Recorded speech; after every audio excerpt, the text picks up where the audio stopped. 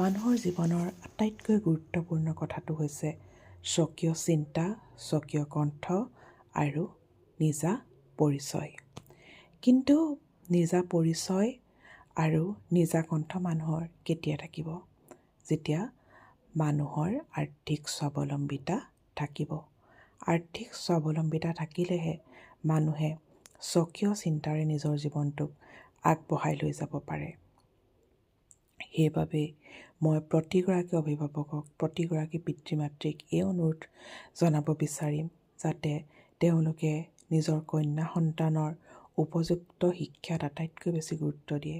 কাৰণ উপযুক্ত শিক্ষাৰ জৰিয়তেহে এগৰাকী নাৰীয়ে ডিচিশ্যন মেকিং বা সিদ্ধান্ত গ্ৰহণৰ ক্ষমতা লাভ কৰে আৰু সেই সিদ্ধান্ত গ্ৰহণ কৰিব পৰাকৈ, সবল হ'ব পৰাকৈ নাৰীগৰাকীক প্ৰথমতে শিক্ষাৰ প্ৰয়োজন।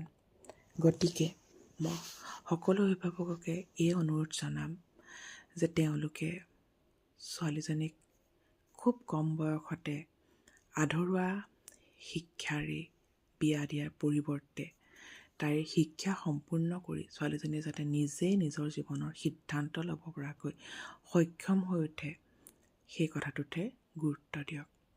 এইটো কথা মনত ৰাখিব যে কম বয়সত বিয়া হোৱাটো জৰুৰী নহয়। জৰুৰী হৈছে এজন শুদ্ধ জীৱনসংগী নিৰ্বাচন, এজন উপযুক্ত জীৱনসংগী নিৰ্বাচন, এজন পাৰফেক্ট লাইফ পাৰ্টনাৰ নিৰ্বাচন। আৰু তাৰ কাৰণে মানুহগৰাকীৰ কি প্ৰয়োজন হ'ব? তেওঁক মানসিক সবলতাৰ প্ৰয়োজন হ'ব যাতে তেওঁ এটা শুদ্ধ সিদ্ধান্ত ল'ব পাৰে। আৰু তাৰ বাবেও নাৰীগৰাকীক আৰ্থিক স্বাৱলম্বিতাৰ প্ৰয়োজন। কাৰণ আৰ্থিক স্বাৱলম্বিতাইহে মানসিক স্বাৱলম্বিতা আনে। মানসিকভাৱে মানুহ তেতিয়াহে স্বাৱলম্বী হয় যেতিয়া মানুহৰ আৰ্থিক স্বাৱলম্বিতা থাকে।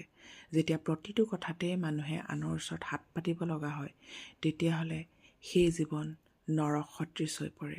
গতিকে আপোনাৰ ছোৱালীজনীৰ জীৱনটো নৰক কৰি নেপেলাব। উপযুক্ত শিক্ষাৰ পিছতহে ছোৱালীজনীক বিয়া দিয়াৰ কথা ভাবক আৰু তাৰ আগতে ছোৱালীজনীয়ে যাতে আৰ্থিক স্বাৱলম্বিতা অৰ্জন কৰিব পাৰে সেই কথাত গুৰুত্ব দিয়ক। কাৰণ আৰ্থিক স্বাৱলম্বিতাই মানুহক স্বকীয় পৰিচয় গঢ়ি তোলাত সহায় কৰে আৰু স্বকীয় কণ্ঠৰ অধিকাৰী কৰে, নিজে নিজৰ মনৰ চিন্তা প্ৰকাশ কৰিব পৰা হয় আৰু আটাইতকৈ ডাঙৰ কথা, নিজে নিজৰ জীৱনৰ সকলো সিদ্ধান্ত ল'ব পৰা হয়। গতিকে উপযুক্ত শিক্ষা, আৰ্থিক স্বাৱলম্বিতাৰ কথাৰে আজিলৈ সামৰিছোঁ। ধন্যবাদ। মানুহৰ জীৱনৰ আটাইতকৈ গুৰুত্বপূৰ্ণ কথাটো হৈছে স্বকীয় চিন্তা, স্বকীয় কণ্ঠ